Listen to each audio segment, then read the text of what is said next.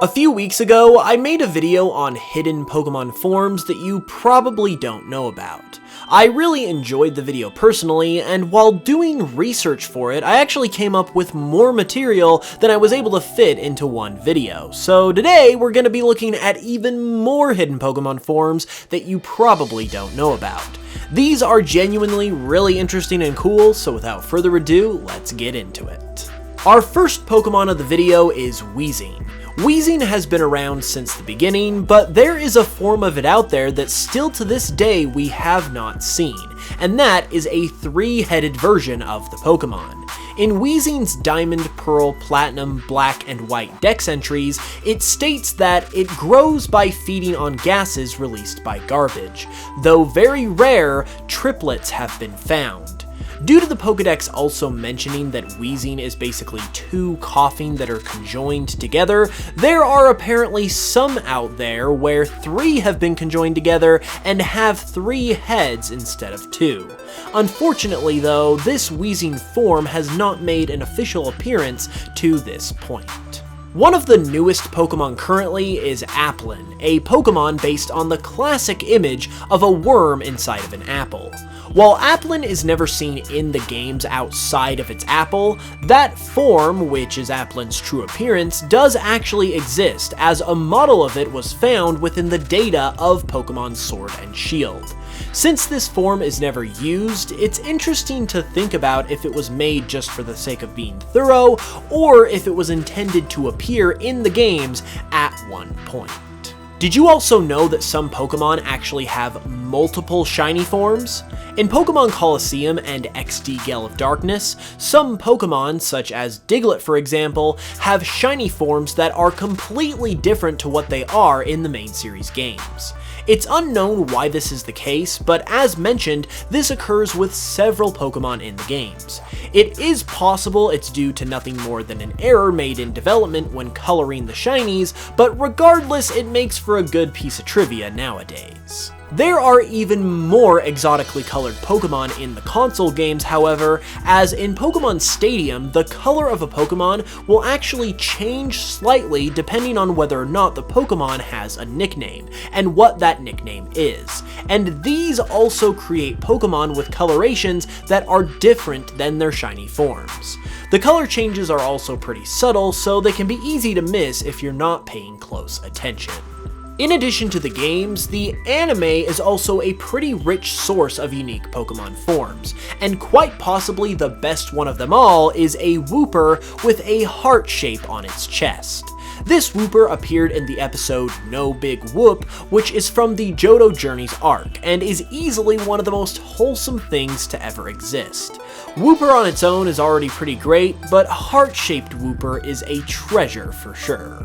Another form difference in the anime that is actually pretty cool and could have translated to the games, but has never appeared to this point, occurs in Dwebble.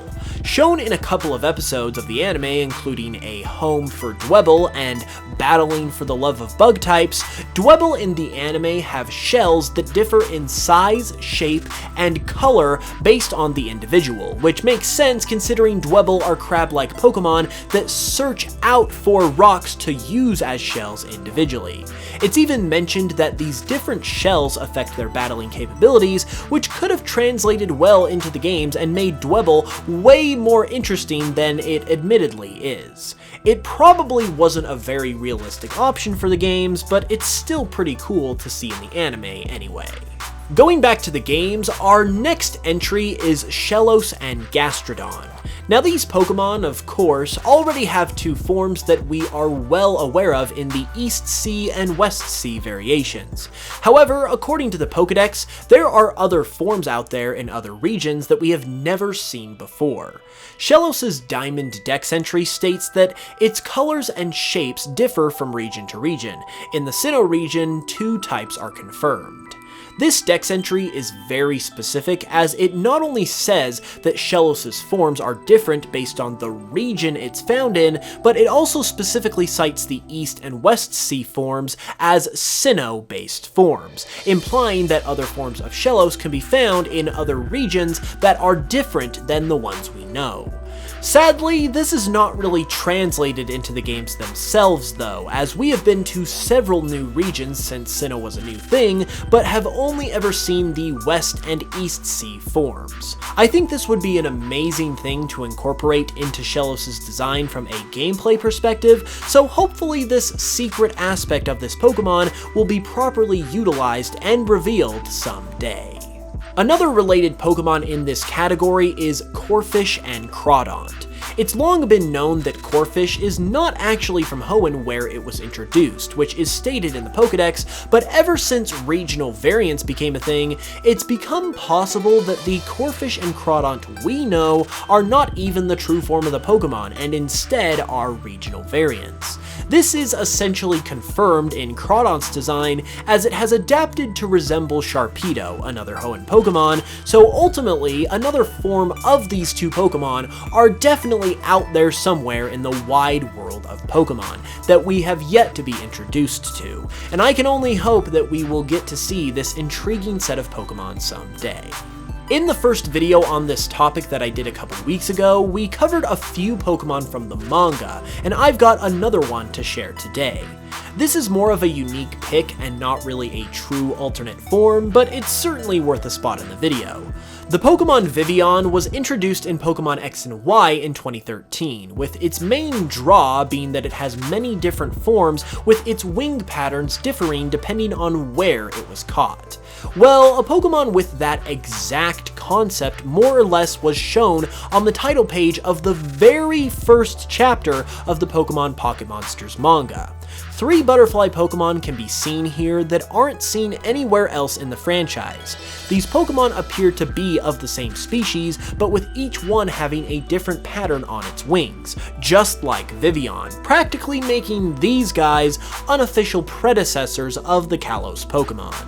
We'll never know if these two have any kind of special behind-the-scenes connection or not, but it's certainly interesting to think about. One hidden Pokemon form that has appeared in multiple other parts of the franchise, but not the main series to this point, is Golurk's Cannon Mode. Golurk has a secret form called Cannon Mode, where it reforms its body in the shape of a cannon. Originally only appearing in Pokepark 2, Wonders Beyond on the Wii, it recently made its anime debut in an episode of Pokemon Journeys, which begs the question of whether or not this form will ever make its way to the main series games as well. Considering it is the main series and it's been seen multiple other places, it only makes sense to introduce it in my opinion, but I guess we'll just have to wait and see. Another Unova Pokemon with a hidden form who was actually designed by the same guy that made Golurk, James Turner, is the Vanillite family. The true form of Vanillite's family is never seen in the games because it's actually underneath all the snow that covers their head and face. This form for Vanillite has been showcased in the manga and have also been highlighted in tweets by their designer himself, James Turner. Although it's one of the more subtle alternate forms on this list, it's certainly still as interesting as any other.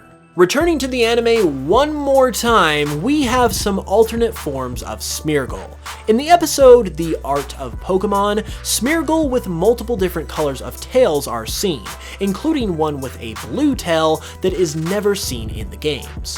Ironically, the red-tailed Smeargle that is seen here, while also being unique at the time of this episode's debut, actually ended up becoming its shiny form when its shiny form was changed in Generation 3 to its regular form and then was given a new shiny. The episode mentions, however, that Smeargle's tail color can change depending on its mood, so it's possible that there are even more color variants of Smeargle out there, even past the ones we see here. So there you have it. Did you know of any of these hidden forms before, and are there any others you know of that I didn't mention? Let me know in the comments below, and subscribe if you haven't already for more Pokemon content.